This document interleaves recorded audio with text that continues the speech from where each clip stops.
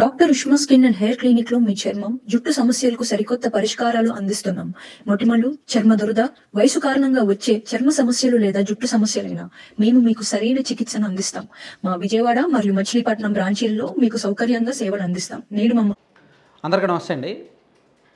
కొత్త ప్రభుత్వం వచ్చిన తర్వాత చాలా నిర్ణయాల్లో చాలా నెమ్మదిగా వెళ్తున్నారు, నత్తనడకన వెళ్తున్నారు.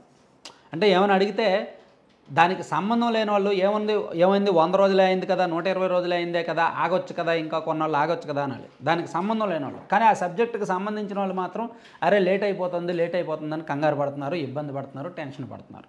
ఇప్పుడు ఏపీపీఎస్సీ విషయంలో అదే జరుగుతోంది. ఏపీపీఎస్సీ చైర్మన్ నియామకం ఇప్పటికీ జరగల. ప్రభుత్వం వచ్చి దాదాపుగా 4 నెలలు అవుతుంది. ఏపీపీఎస్సీ చైర్మన్ నియమించలేకపోయారు. ఎప్పుడో జూన్ నెలాఖరులోనో జూలైలోనో అప్పుడు చైర్మన్గా ఉన్న గౌతమ్ సవాంగ్ గారు రిజైన్ చేశారు. ఆ తర్వాత ఇప్పుడు వరకు చైర్మన్ నియామకం జరగలేదు. దీనివలన లక్షలాది మంది అభ్యర్థులు, నిరుద్యోగులు ఎదురు చూస్తున్నారు. ఈ గ్రూప్ 1 ప్రిలిమ్స్కి షెడ్యూల్ చేయాల్సి ఉంది, గ్రూప్ 2 మెయిన్స్కి కూడా షెడ్యూల్ చేయాల్సి ఉంది. సో ఇట్లా ఇచ్చిన నోటిఫికేషన్లు నెక్స్ట్ స్టెప్లు పోస్ట్పోన్ అయిపోయినాయి. ఎప్పుడు జరుగుతాయో తెలియదు. సో నిరుద్యోగులు వాళ్ళ వయసు అయిపోద్ది, వాళ్ళకి ప్రతిరోజు ఇంపార్టెంటే, ప్రతి నెల ఇంపార్టెంటే. ప్రభుత్వానికి ఏమీ ఇంపార్టెంట్ కాకపోవచ్చు, కానీ నిరుద్యోగుల కోణంలో చూస్తే ఈ ఏపీపీఎస్సీ ఈ నియామకం, చైర్మన్ నియామకం ఎంత లేట్ అయితే రాష్ట్రంలో లక్షలాది మంది నిరుద్యోగులు అంత నష్టపోతున్నట్టు లెక్క. వయసు అయిపోతుంది. అలాగే వాళ్ళు నేర్చుకున్న సబ్జెక్ట్ ఏమవ్వాలి? వాళ్ళు ఆల్రెడీ ట్రైనింగుల్లో ఉన్నారు, కోచింగ్ క్యాంపుల్లో ఉన్నారు, ఎక్కడికక్కడ ఉన్నారు. సో వాళ్ళందరూ ఏమవ్వాలి? వాళ్ళందరూ ఇంకా విసిగిపోయి వచ్చేస్తున్నారు, తిరిగి ఊళ్ళలోకి వచ్చేస్తున్నారు, నిరుత్సాహానికి గురవుతున్నారు. నియామకానికి ఎంత లేటు? ఇంకా అంటే డెసిషన్స్ ఎందుకు లేట్ అవుతున్నాయి? ఏదో పార్టీలో నామినేటెడ్ పోస్టులు అంటారా, లేట్ చేసుకున్నా పర్లా, అది ఎవరికి కొంపలు మునిగిపో, అవన్నీ రాజకీయ నిరుద్యోగులు చూసుకుంటారు. అది పార్టీ పరంగా ఇంటర్నల్ ఇష్యూ, వాళ్ళు చూసుకుంటారు. కానీ నిరుద్యోగులకు సంబంధించిన విషయంలో మాత్రం, ఎందుకంటే వాళ్ళ భవిష్యత్తు, వాళ్ళ నెక్స్ట్ ఒక 30 ఏళ్ళు 40 ఏళ్ళు భవిష్యత్తుని నిర్దేశించాల్సిన ఉద్యోగ నియామక ప్రక్రియ ఇది. ఈ ప్రక్రియలో లేట్ చేయడం వలన ఖచ్చితంగా లక్షలాది మంది నిరుద్యోగులకు నష్టం జరుగుద్ది. ఆ నష్టానికి కారణం ప్లస్ మూల్యం ప్రభుత్వమే అవుద్ది.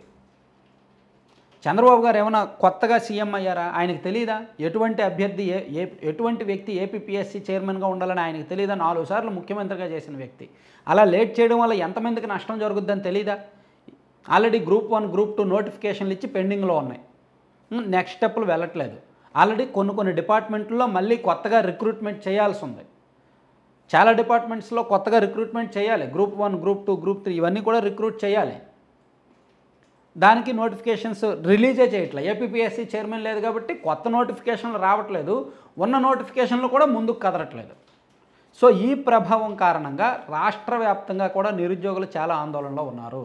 ఆల్రెడీ దాదాపుగా 90,000 మంది అనుకుంటా ఈ మెయిన్స్ కోసం వెయిట్ చేస్తున్న వాళ్ళు ఉన్నారు.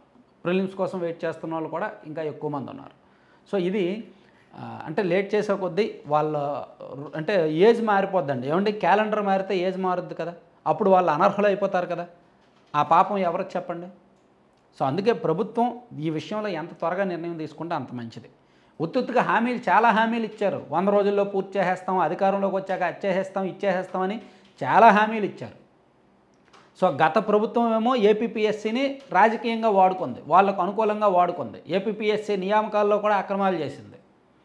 వాళ్ళకు అనుకూలమైన వ్యక్తులకేమో ఇంటర్వ్యూలు, మార్కులు అవన్నీ కూడా ఇచ్చేశారు. సో ఈ ప్రభుత్వం ఏమో అంత జాగ్రత్తగా చేస్తామని చెప్తున్నారు, కానీ లేట్ చేస్తున్నారు. ఆ లేట్ చేయడం వల్ల జరగాల్సిన నష్టం జరిగిపోతుంది. అంటే ఇదంతా చేస్తున్నందుకు కొంతమంది ఈ గ్రూప్స్కి సంబంధం లేని వాళ్ళు లేదా ఏపీపీఎస్సీకి సంబంధం లేని వాళ్ళు నన్ను తిట్టుకోవచ్చు, నీకేం సంబంధం, లేదా జరుగుద్ది, ఇప్పుడు 100 రోజులే అయింది, 120 రోజులే అయింది, ఇంకా కొన్నాళ్ళు ఆగలేరా అని మీరు అనుకోవచ్చు. కానీ మనం ఆగుతాం, మీరు నేను ఏపీపీఎస్సీకి సంబంధం లేని వాళ్ళం. కానీ దానికి సంబంధం ఉన్నవాళ్ళు, గ్రూప్స్కి ప్రిపేర్ అవుతున్న వాళ్ళు, ఆల్రెడీ రాసి దానికోసం వెయిట్ చేస్తున్న వాళ్ళు, షెడ్యూల్లో నెక్స్ట్ స్టెప్ కోసం ఎదురు చూస్తున్న వాళ్ళు ప్రతిరోజు కూడా దీని గురించే వాళ్ళకి మానసిక ఆందోళన. కొంతమంది అయితే పేరెంట్స్తో వాళ్ళ బాధను షేర్ చేసుకొని ఏడుస్తున్నారు. సో వాళ్ళ గ్రూపుల్లో ప్రభుత్వాన్ని తిట్టుకుంటున్నారు. లోకేష్ గారిని తిట్టుకుంటున్నారు, బాబు గారిని తిట్టుకుంటున్నారు, పవన్ కళ్యాణ్ గారిని తిట్టుకుంటున్నారు. ఎందుకంటే వీళ్ళు ఎన్నో మాటలు చెప్పారు కదా అని. సో ఇది రాజకీయంగా నష్టం చేస్తుంది, అదంత మంచిది కాదు. అందులోకి వాళ్ళు మంచి ఆకలి మీద ఉన్నారు, ఉద్యోగాల కోసం చాలా కసిగా ఉన్నారు, ప్రిపేర్ అయ్యి నేర్చుకొని ఉన్నారు. అక్కడ అమీర్పేట కానీ లేదంటే నంద్యాల కానీ లేదా ఇక్కడ చాలా చోట్ల ఈ కోచింగ్ సెంటర్స్లో నేర్చుకొని ఇంకా ఫీజులు కట్టి ఆస్తులు అమ్ముకొని అప్పులు చేసి చాలా ఇబ్బందులు పడి ఉన్నారనమాట. సో చాలా ఆశలు పెట్టుకున్నారు. అందుకే ఏపీపీఎస్సీ నియామకం విషయంలో ప్రభుత్వం లేట్ చేయకూడదు. ఆల్రెడీ మొన్న ఒక వార్త వచ్చింది వారం రోజుల కిందట, అనురాధ గారికి ఏపీపీఎస్సీ చైర్మన్గా నియమించబోతున్నారు అని. ఆల్రెడీ ఇంకా కొంతమంది ఒక 4-5 లాబింగ్లు చేసుకుంటున్నారు, చైర్మన్ పోస్ట్ కోసం లాబింగ్ చేస్తున్నారు, మాకు ఇవ్వండి అని. సో చంద్రబాబు గారు ఫస్ట్ టైం ముఖ్యమంత్రి అయితే ఆయనకి నియామక ప్రక్రియలో లాభ నష్టాలు నిబంధనలు తెలియకపోతే సరే లేట్ చేస్తున్నారులే అనుకోవచ్చు. చంద్రబాబు గారు ఆయనకు అన్నీ తెలుసు కదా, ఏపీపీఎస్సీ వ్యవస్థ ఏంటో తెలుసు, దానికి ఎవరు అర్హులో తెలుసు, ఎటువంటి వ్యక్తిని నియమించాలో తెలుసు, అన్నీ తెలుసు కూడా ఎందుకు లేట్ చేయడం. సో అదొకసారి ఆలోచించడం మంచిది. ఏపీపీఎస్సీని ఒక వారం రోజుల్లోనే బోర్డు వేసేసి చైర్మన్ నియామకం చేపట్టి మళ్ళీ ఆ నోటిఫికేషన్స్ అల్లి పునరుద్ధరిస్తారని ఆశిద్దాం. Thank you.